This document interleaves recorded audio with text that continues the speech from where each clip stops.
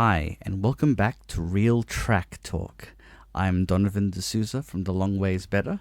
And I'm Mark Pybus from The Life of Pi. Welcome to episode 48. We have part 2 of our New South Wales special, and welcome back Alyssa. Hello. As part of The Long Ways Better to talk about their Grose Valley adventure. Yeah, which we crazily did immediately after Royal Coast Track. Yep. Yep. So leaving Otford on the train, how soon were you then back on the track?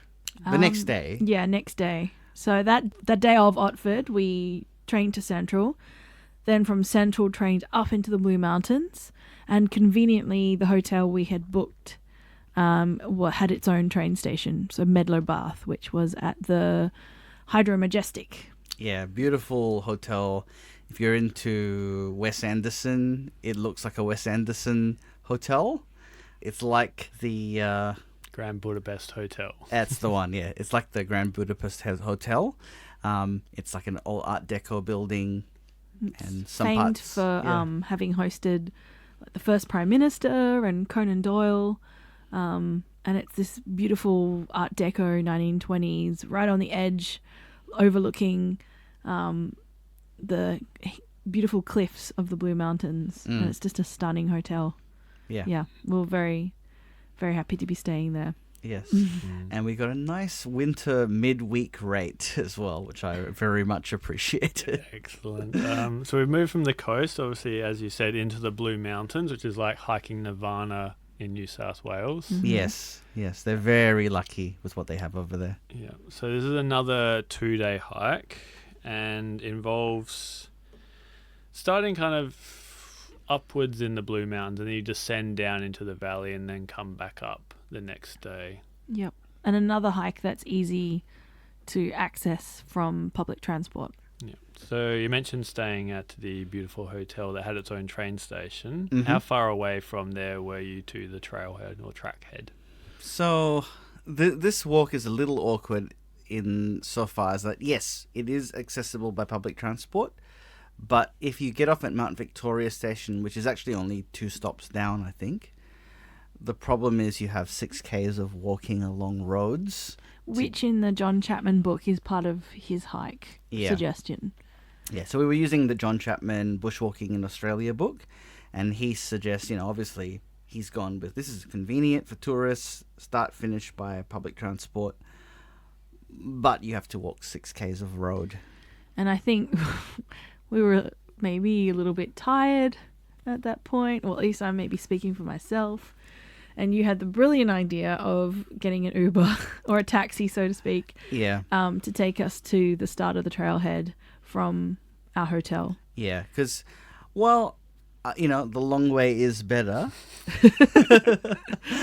If the long way is boring road walking, that's not my cup of tea. Yeah, no, that's a good trade-off. So I understand that one. I'm not going to judge. Slowly, my mantra of any shortcut is better is starting to seep in. Yeah, well, we didn't take the important shortcuts later on. Sadly, no. But when you actually get to the trackhead, it does look very, very nice at Victoria Falls Lookout.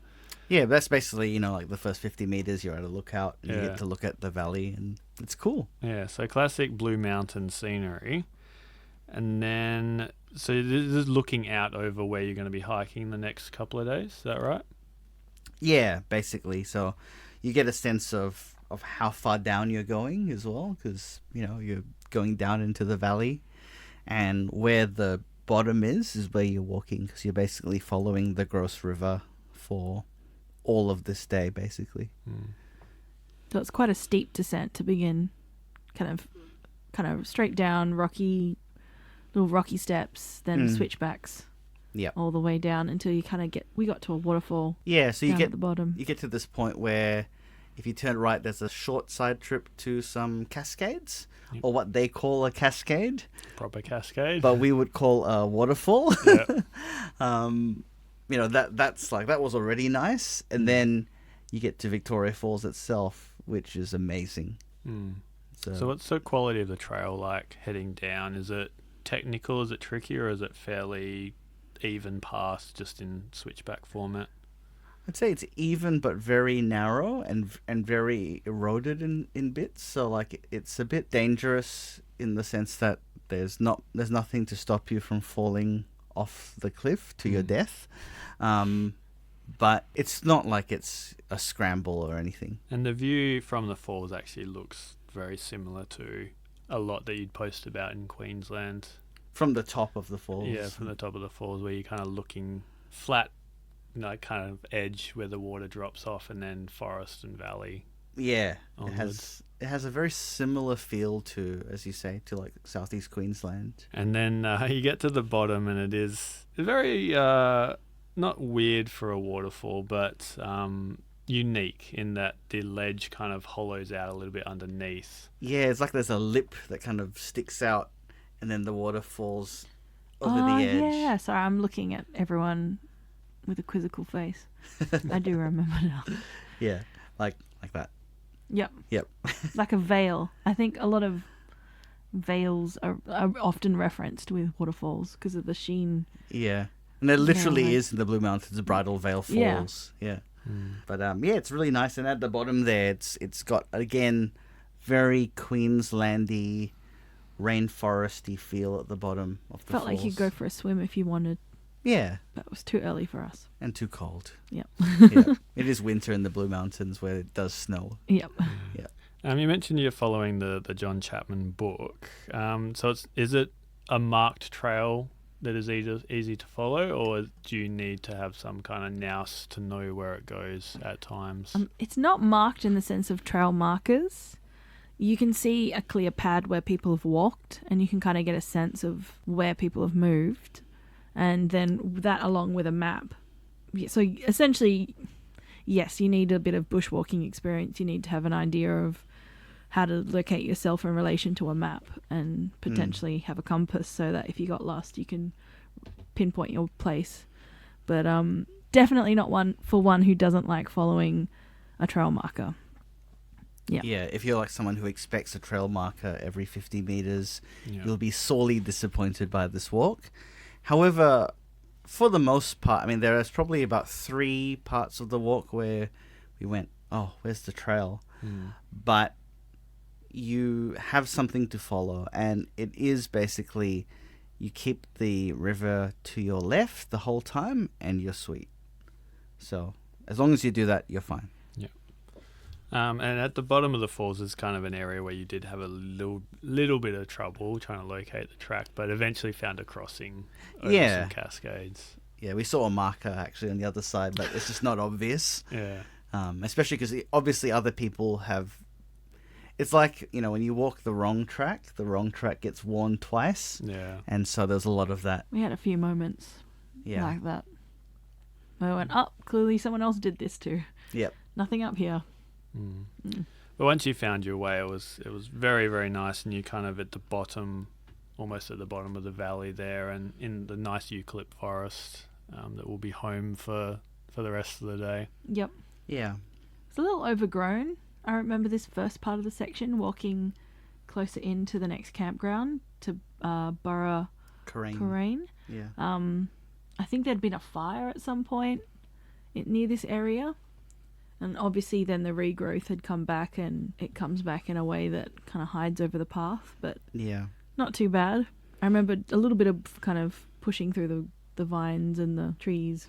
I think as well this area's been managed as a bit of a wilderness, so because of that it is very lightly maintained. So the trail, while it exists, and there's clearly signs where trees have been chopped down that have fallen across the track, it's a very light level of maintenance, not like the previous episode where we talked about Royal Coast Track, where it's, limousine service basically. Yeah.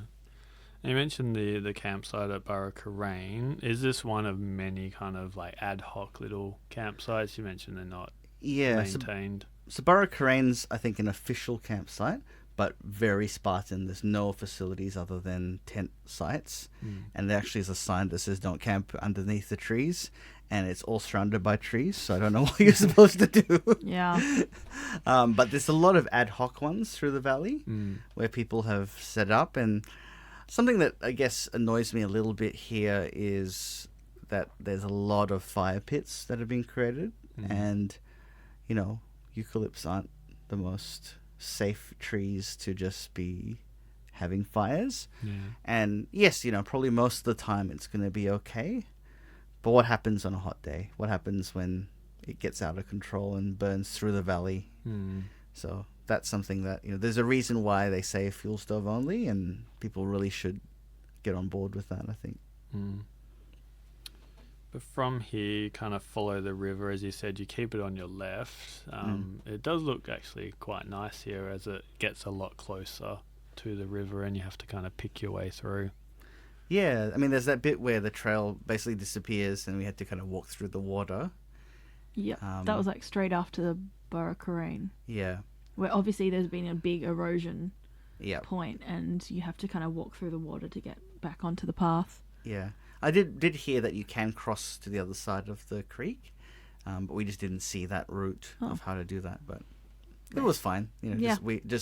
We had wet boots for the rest of the day. Which dried out pretty fast. Yeah. I remember being very muddy. And there was like some steep sections that were muddy where both of us were very close. Well, you were very close to nearly falling. And you were I think at one point I fell and then I just gave up and like just slid down. I think you tried to take a photo, but it didn't come out very well. But I just slid right down through the mud, like a mudslide. Yep. And I was like, go with it. Yeah. But yeah. And I think I remember also feeling concerned about falling into the water. Like the path, often you could see where it had eroded and kind of like someone had taken a little bite out of the path, and you kind of had to hop over to get back onto the path, and right down was like straight into the water. So yeah, it's definitely not a path where you're just kind of going in a meditative state looking at the trees. You're watching your footing and you're making sure you don't make a wrong step to fall off and hurt yourself. Yeah, it's not technical, but it's very active hiking. Like you're thinking about it the whole time. And I think you and I had thought that day was going to go faster, that we were going to pick more speed up, that we would get to the final campsite of the day, Acacia Flats, at a certain time, and we're surprised at how long it was taking us. And I think a big thing was having to really be mindful of our steps. Yeah, because we're pushing through slightly overgrown track for most of the day and having to watch where, as Alyssa says, there's these drop-offs. So, that slows you down. So you mentioned like you follow the river, but it's not like you're like within a meter or two of the river all the time. You're having to go up and down and, steep sections at times. So, yeah, not really a gentle walk by a river as you'd expect. Yeah. Although I think John Chapman probably says it's gentle. Well, he rates it as a medium. Yeah. The second day in particular is not a medium, but I think the thing here is that I think on a tourism scale, like this would be considered like expert level, but then on a level where you're talking about the West Arthurs or the Stirling Ridge as the high end. Yeah. Yes, this would be a medium. Yeah. But you got to understand what scale you're talking about. Yeah. And John Chapman's always thinking of like that as the extreme end. Yeah. Federation Peak. Yeah. Yeah. So being a very kind of channeled out valley and canyon area, there are not just the Grose River. It's been fed by many, many creeks, and you do cross quite a few of them during this first day. Yeah, and I think the good thing about them, particularly I think the sort of middle part of this day, is that there's a number of them, and they act as like signposts. Because while I like the scenery, it is very samey. It's a lot of the same sort of eucalypt forest with slightly overgrown understory, and these creeks really help you work out where you are and how well or not so well we're doing. Yeah. So the first one is Crayfish Creek. Is that where we had lunch? Yes. And you were disappointed because you thought we were further along? Yeah, I was, because I thought we were at Hat Hill Creek, which is where John Chapman makes the marker for like, here's a good spot for lunch. Yeah, and we got to the creek and we're like, this is our lunch spot, and then ate lunch and then kept going and went, oh, that should have been our lunch spot. But I actually thought Crayfish Creek was a good spot because the rocks were like seats. Yeah. It was perfect. Does it get the name from the aquatic creature? Did you have some nice cray? We No, didn't see any we didn't see any. crayfish. No. Not like, like Queensland where we saw heaps of crayfish in the Yeah. waters. But it's a good spot. And the good thing with all these creeks is, for the most part, they don't run off from anywhere of... Farmland. Yeah. So you can fill up from them. Although, did you say that the actual Grose River, it's recommended not to necessarily fill up from? That's correct. So the Grose River, because it's being fed by everything, is that it can come from places that are not clean. Yeah. So if you do fill up from the river itself, definitely treat, and I'd say boil. Yeah. And none of the campsites have water sources, so Yep. us filling up with the creeks was us kind of preparing for the rest of the trip. Yeah, for sure. Cool. And you had lunch at Crayfish Creek, and not far on is Hat Hill Creek, where John Chapman said great lunch spot. Yep. It's still quite away from here until the campsite. You're only about 4 kilometers in from this point. Yeah, basically. Yeah, that's about right. Yeah. So it's kind of it's a tough 11 kilometers for the day, which I think we probably should have mentioned at the start. This is a shortish day in terms of kilometers, but quite an active day in terms of navigation. Yeah. But trying to not find your compared way. to the next day. Yeah. I think the next day trumps everything. Yeah. Next day is clearer, Oh yeah, but much harder. as you'll find out. Yeah. So moving away from Hat Hill Creek, you get kind of a staple of the eucalyptus forests here, which is the grass trees, which seem to grow everywhere Yeah. around Australia where there is eucalypts. Mm. Are they similar to the WA grass trees, or are they got their own character? Mostly, but there's one thing I noticed was that the fronds here in Western Australia are more sort of square, whereas this was almost more rectangular in shape. So they almost are more grass-like in that sense. So you can see why, probably the eastern states name everything. They're, Yeah. it's a grass tree. Yeah, we name ours slightly differently, that we're not allowed to call them that anymore. No. But being in a valley, it doesn't really last that long, and you're back into by the river and kind of overgrown track again. Yeah. So, Dipping in and out. yeah. And you got a bit of muddy terrain here as well, which wasn't really enjoyable in terms of the boardwalk you'd come from on the road. I don't mind. I think after a while you kind of have to embrace the mud and just get in. Yeah, it wasn't Tasmania levels of mud, No. but still, there was some mud. Yeah. And then to finish the day, you kind of walk through this blue gum forest, which you enjoyed, Don, because it had the smooth barked eucalypts. Yes, I loved it. It was very much, I think, if you enjoy Karri Forest or the mountain ash, it's that sort of a feel that you're with all these tall eucalypts, and they're maybe not quite as tall as either of those two trees, but at a human level, they're certainly large trees, and it's beautiful to see this sort of forest of basically almost one type of tree. Understory is a mix of things, but it has a feel a bit like Borenup, I think. And we were still walking through some I think there was obviously a vine plant that had taken over some of the understory. Mm-hmm. And you're kind of walking through and pushing past some of these vines.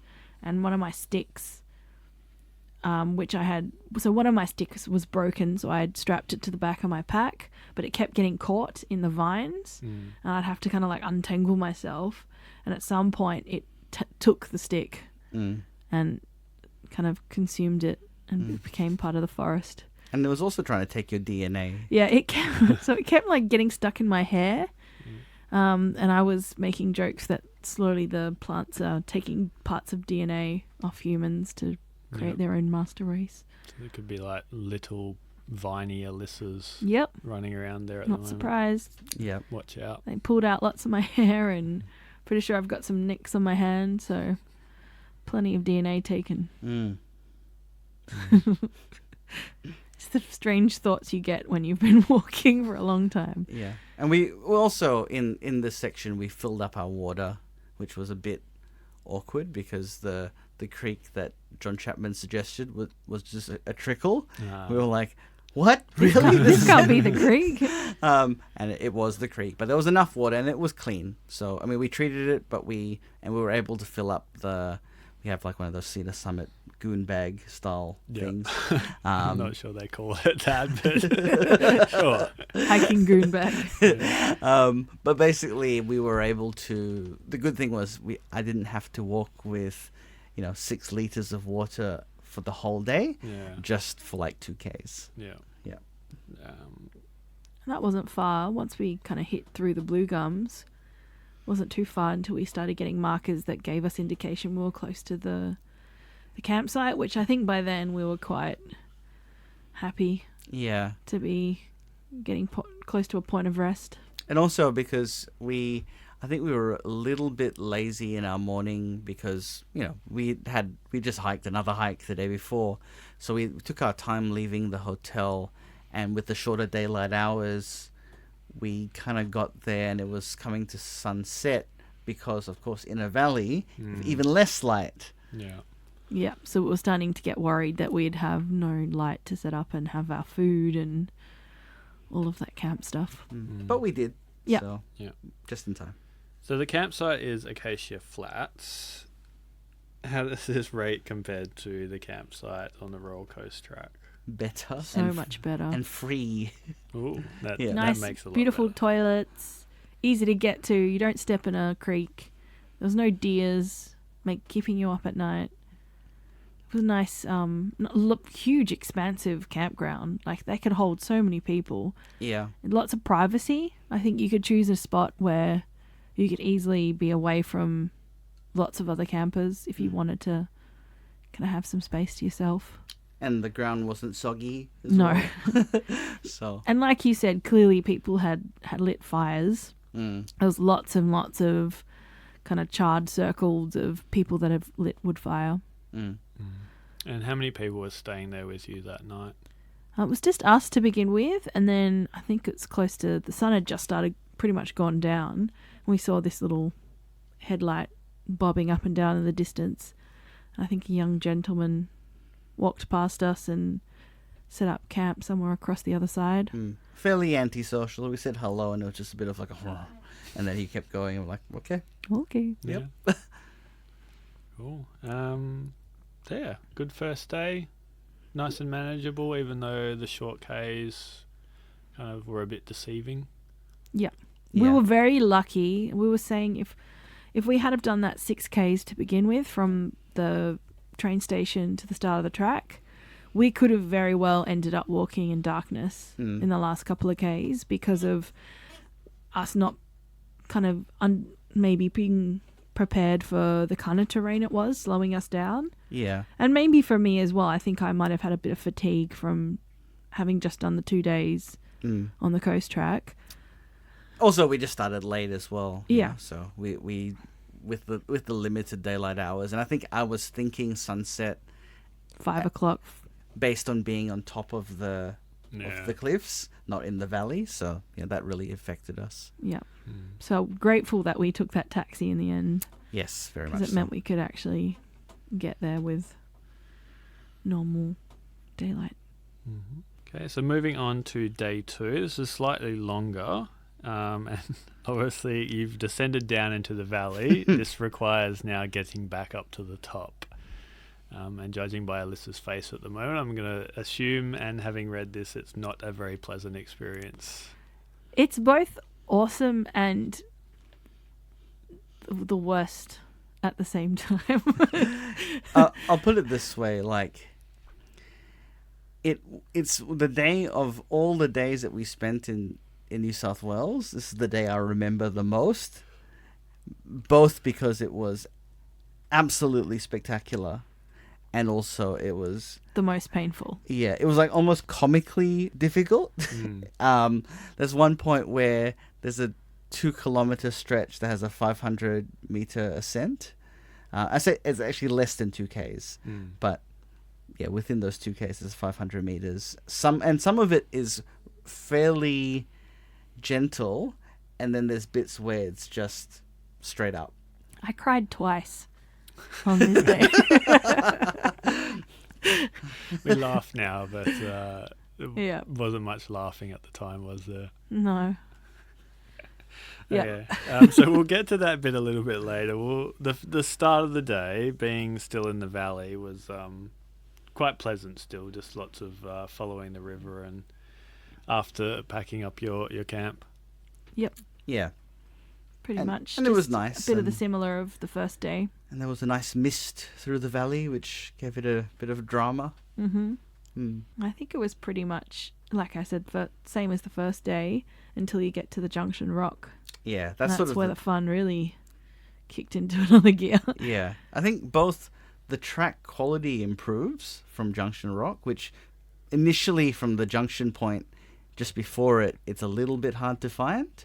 You have to kind of like sidle yourself down next to a waterfall, and then it's like, oh, there it is. And then you're at Junction Rock, and from Junction Rock, you start to see markers more often. The track is also in a better standard. But because this is part of what is known as the Rodriguez Pass track, and the Rodriguez Pass is what we'll be ascending on this day. And you had assured me at this point, because there was a shorter walk up to Govert's Leap from Junction Rock. There's two alternate ways we could go. And you said to me Govert's Leap would be the harder one, and that Rodriguez Pass would be the easy one. But I would like to argue that this is probably not the case. Yeah, apparently it is probably Lies. that one. But I was referencing more that the horse track, which goes straight up the face of the mountain, which is the other alternate access point. Can horses do that?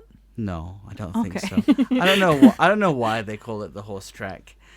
Maybe horses did do that, but Like the goat. can you mountain goat imagine track. sitting on a horse? You probably wouldn't be sitting on the horse if there was a horse. You'd have to almost lie down to get the center of gravity towards the front. Yeah. No, I think it would be a terribly dangerous thing to do. But yeah, these alternate ways are ways to go. But in this instance, I think the long way is better. You know, definitely you have to take the Rodriguez Pass because it is stunning. It was stunning, but there was multiple points where a shortcut could have been better. Some We'll might talk say. about that later. So Donovan has suggested that we take the long ways better and up Rodriguez Pass, as John Chapman said. Mm. The incline, is it more steps of Kirathongal or is it not too bad? Is it like a step and then flat, or is it just all To begin with, it's fine. Like, to begin with, it's not that bad. So from Junction Rock onwards, like, you round the corner, and it's just like undulations. Kind of like what we had for the previous day, but a bit nicer. It reminded me of the second day on Frenchman's Cap, where it starts nice and easy and lulls you into a false sense of security that you can do it, and then it really kicks up into just unrelenting stairs that are twice your body height. That's not twice your body height. Yeah. I might be exaggerating. So there's a transition point. So I think there's the point where you cross a creek and suddenly it starts becoming more rainforesty. And that's the transition point where I think you enter the nicest part of the day. And you're following along essentially like a waterfall cascading down slowly. It's just a series of these waterfalls that are, feeding into the creek. And it definitely reminded me a lot of the Grand Canyon walk, which we'll talk about later as well, which this branches off from the Rodriguez Pass and is a very popular tourist walk. But this was like that if it was really challenging, because so initially you're going up little bits of stairs and it's not that bad. And then we came to a waterfall, which I was hoping was, because Beauchamp Falls was the main feature we were looking for as a signpost. It wasn't Beauchamp Falls, and it meant that we had so much more to go. And then there was that bit where we were looking for the track and it just disappeared, and like a trail runner ran past us and then disappeared. And then we spent ages trying to find it. Was this the first time that you cried, Alyssa? No, I hadn't cried yet. We were This was- happy at this point. We were Ah. thinking this was easy. Yeah. Well, not easy. We were like, oh, it's not that bad. Mm. We know it's going to be up. This up's not that bad. I think we were a bit concerned. I remember feeling concerned because we were trying to we backtracked. We're like, no, the sign's definitely saying this way. The trail runner guy came through here and he's disappeared magically.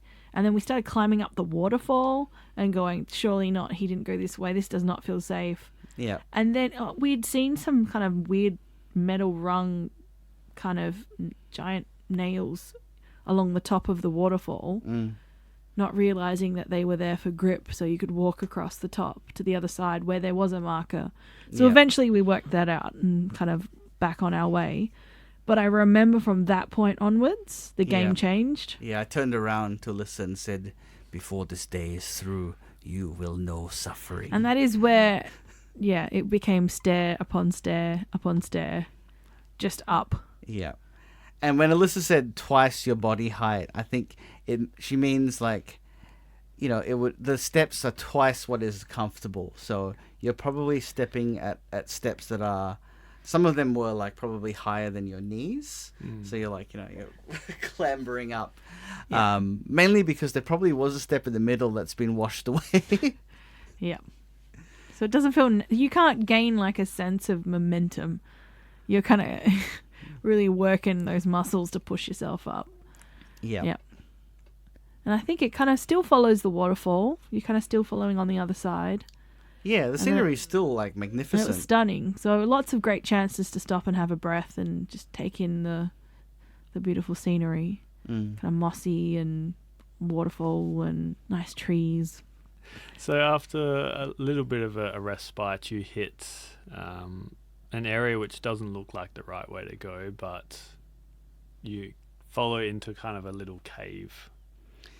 Yeah, so there were all these markers and it was quite clearly marked, and I was a little bit ahead of Alyssa and I went through and I was like, oh, this looks cool. There's a little passageway. And then it looked like there were just boulders collapsed through the passageway. But I thought, there's an arrow pointing straight through. So I climbed through that and I got to the other end and went, oh, this is not the right way to go. Whereas I think I got to that point and I was very confused about where I was supposed to go, and I could see you up ahead and you said, just follow the markers. And I must have gone the official way. Yeah, you must have found So- the actual markers. Yeah, so I went, oh, there's a marker, and must have happened to have seen the right one. Yeah. And went up and around it. So what we worked out was this was the official way, but a few years ago, I think about 7 years ago, there was a major landslide, and this bit here just collapsed. And so I walked up through the landslide section because I'd already climbed through all the rocks and just went, stuff it. I can see Alyssa's up there. Yeah. I'm confident in my scrambling abilities. I'll just scramble up to where Alyssa is. So was this the short way, or was this the long way? The hard way. The hard way, okay. The unofficial way. Yeah. But then you are quite near Beauchamp Falls, which very pretty marker for the day, and Yeah. inspired you to keep going. Yeah, it's only like, 20 meters from where I'd gotten off the track, and there it is on the side there and coming down the cliffs. And then, yeah, we continued on our way up and reached an interesting point where there's a cable along the wall, which you were fine with. I was Yeah. really surprised because I'm not great with heights, so I think you anticipated me being really scared and nervous. But I don't know. It just didn't. I feel like after everything we'd already done and all the edge walking we'd already done kind of the first day, sorry. Yeah, I think I was just like, just be done with this. Let's keep going. So I didn't even think about it and just walked. Whereas I actually was more scared because I had an arm pack on, and so I had to be a bit further away from the rope than I would have wanted. So I was sort of a bit further out, and the ledge, basically what's happened here is there's been a landslide, and all you have is this very narrow, sloping bit of land to walk on and hold on to the railing. And it's not super bad, but if you're further out, it doesn't feel very nice because you're not... Your center of gravity is not in a safe kind of Exactly. position. So it felt a lot scarier for me, whereas you were like, Meh. this is fine, Let's keep going. which is surprising. I hadn't cried yet.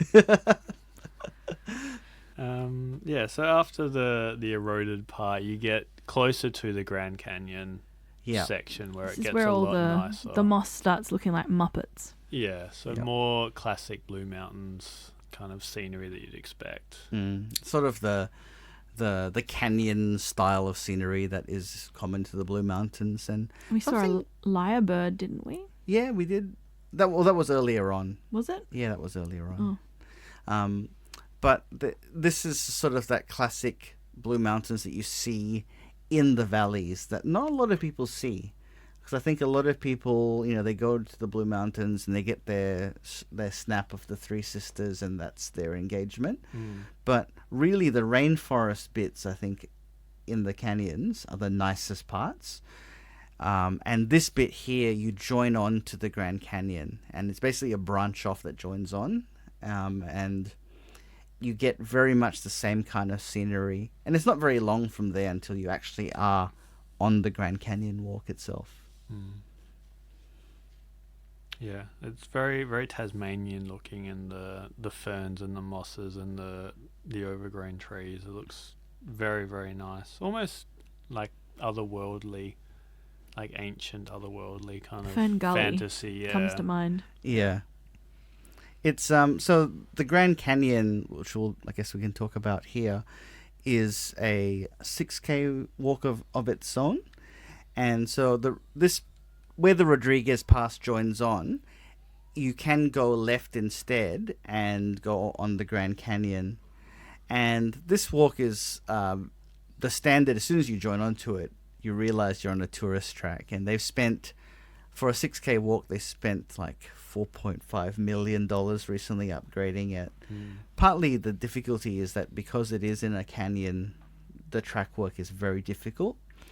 So I would really recommend this. This is probably one of my favorite Day hikes. I was thinking if I was ever going to do a day hike again and again, it would probably be this one. Yeah. It's got everything. Yeah. And it's just constantly changing and stunning for the whole thing. But on this particular day, it involved lots more steps. Yeah, we sadly get the second half of it, which is basically the steps up and out of the Grand Canyon, which is where the feeling of crying began to creep in. Do you want to elaborate on this a little bit more? Because in such a stunning area, why did you decide to not enjoy the experience? I was enjoying it, don't get me wrong. I think it's this kind of staircase where you think you're done, but you're not done. And then because you're going up and up and out of the valley, and then it kind of breaks to this kind of bushlands bit that makes you feel like you're about to hit a car park, and then it keeps going again. And I think that it's the expectation versus reality is you hoping that you're finished and hoping that you get a break and that the stairs are done and that this big momentous kind of up that I had prepared for was finally over and I'd conquered it, but it hadn't. So I think that was what usually, and I was tired, so emotionally kind of compromised. But I think I cried in relief when I finally got to the actual car park because my legs were screaming and I finally got to the top bit. So it was less of a I hate this and a more of a it's over. Yeah. So tears of joy. So not really. Yeah. I cried at the end of Frenchman's Cap as well. Don wanted to take a photo of me like all happy and like, yay, we did it. And I just burst into tears because I was like, it's finished. I can let go now. I was like holding on everything just to push through. And I think you kind of, I don't know, I gear up and I mentally have to like really lock down to like push through and conquer something that I'm scared of. So sometimes when you finish it and you're finally done, it's just this big relief and sigh and tears happen. Yep. That's not so bad then. No, it wasn't like I think the second time that I cried was because, again, I thought we were finished with steps and we hadn't finished with steps. And then we had to walk into town. Yeah. But I mean, so there is more walking to do after this, but at least we got to see the Rosella, which was, it was really a nice cute little treat for bird. you at the end there. Yep. Yeah. And also we were looking over the edge of the valley at where we'd come from, and you get a real sense. You go like, oh wow, that at the very bottom there was where we were walking. So that's at the Evans Lookout, which is classic Blue Mountains lookouts. Yeah. Where you've got like the yellow cliffs and then just forest leading all the way The down blue to the valley. haze. Yeah. Mm. And you mentioned you had to walk all the way into town. Was there no Uber that you could call? So Yeah. what? This is where I said shortcuts could have been better. We could have just finished at Evans, called an Uber, But that's not where it finishes. gotten back to the hotel early, had a drink. So you've got to finish at Govert's Leap at least, you know? So, like, I understand that not walking through town bit, but you have to at least walk to the end. Because here you get a bit of a different take on the same scenery in that you're walking along the cliff top. So there's a track called the Cliff Top Track, and that goes along the top of the cliffs, as you'd expect. And here there were more steps than... Yeah, an old lady overtook me, if that says anything about how slow I was at this point. My legs were really tired, and it's been, I think because it was 4 days of hiking with our pack, with our last day that was very challenging, and I don't think I'd trained enough to do uphill walking, so I was really feeling it by this point. And this really cute little old lady, like, bustled past me, and yeah. Yeah. So I think by this point I was very slow, and you were probably frustrated at me. Slightly. But it finishes at it goes across a waterfall, and by this stage it's like another waterfall. But we'd actually done this bit before as well, because I wanted to see this waterfall. Govert's Leap waterfall. Yeah, in our 2015 holiday. And so we knew when we got to there that there was only a little bit left until we reached the end. And yes, it wasn't very far. We got to the Govert's Leap lookout, got to get that final view, and then we walked to the visitor centre. We just missed the bus. Yeah, by literally about 15 minutes. So the next option was order a taxi just for a tiny little bit to get into town, or just walk into town. Which by that point I was like, screw it. We've walked this far. Yeah. Well, what's another couple of Ks? Yeah. But which also had hills. Yeah. But that was fine. There was a pie. You'd already Googled pie shop. I knew which pies I wanted, and we got them. Yeah. So another, again, a bit slow walking in, but eventually we got there. Yes, to the bakehouse on Wentworth, I believe it was. Had like a 10 on a plate. And they were outstanding. Best they were pie. so good. Yeah.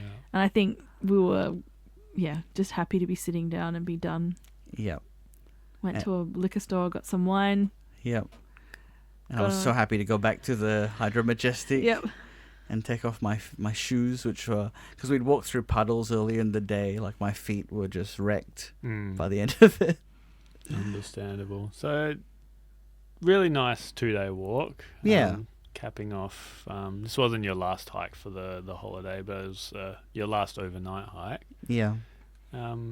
Very different experience to the Royal Coast Track. Yeah, much more of a wilderness experience than the Coast Track. Would this be one that you would recommend to every hiker, or just one that kind of an experienced hiker that was looking for somewhat of a challenge, especially on the second day? Yeah, I'd say definitely experienced hikers, but both people who really like scenery and a challenge, probably masochistic hikers as well, for the the punishment of having to get out of the valley. I think it's worth it. Did you think it was worth? Yeah, definitely. I mean, it was hard, but it was worth it. Yeah. I know, I stopped to talk to a lot of people, pretty much from the Grand Canyon onwards, there was lots and lots of people walking past, and often they'd see you with your pack and ask you what you'd been doing. A lot of people had asked about Rodriguez Pass and were like, "Whoa, that's a hard one." And quite a few people had done it previously just as a day hike. So it sounds like it's quite a popular down and up hike as well if you want something quite challenging. Yeah. That's just stunning. Because there's as well. multiple ways to enter the valley. So you can walk straight to the Blue Gums from Perry's Look Down, or you could use the Govett Sleep Track. So there's multiple ways to make shorter versions. So if you really just wanted to see the spectacular part from Junction Rock onwards, you could do it as a day hike. But I think it's nice to do it as an overnight so that you can really immerse yourself in it. I think it's a very nice walk. I wouldn't say it's a great walk in the sense of that genre where everything's all perfectly, manicured and nice. But certainly it has a great wilderness feel to it. And that, as I say, that second day is the day I remember the most of all the days of hiking that we did in New South Wales. Excellent. So that wraps up the 2-part New South Wales series of a couple of overnight hikes. Thank you very much, everyone, for listening. Yes, and thank you, Alyssa, for coming in. My pleasure. If you had any questions or suggestions for future episodes, you can email us at realtrailtalk@gmail.com. And if you've been enjoying this podcast or any other episodes of the series, please give us a rating on Podbean or iTunes or any other of the other platforms you've been listening to us on. Thank you for listening, and normally here I'd say we'd be back in 2 weeks. However, Mark and I are taking a short break due to us both being out and about doing some hiking in what is now peak hiking season in WA. But never fear, we shall be back shortly, so stay tuned.